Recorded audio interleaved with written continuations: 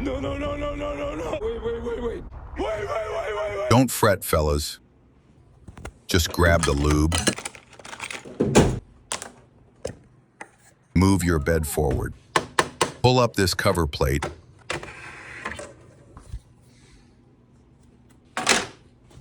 And this is the awkward part. You have to get that nozzle into the groove of this axis. Let me show you. Some people cut the applicator at an angle. F that noise. It'll work like this. Just trust.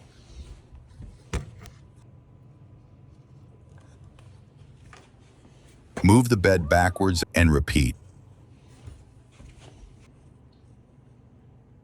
Slide the bed forward and back a few times to soak in that lube. Replace that cover plate. It just slides in and snaps down. You'll feel it. Good as new. And yeah, I dumped out my swatches when I slammed the drawer earlier. Whatever.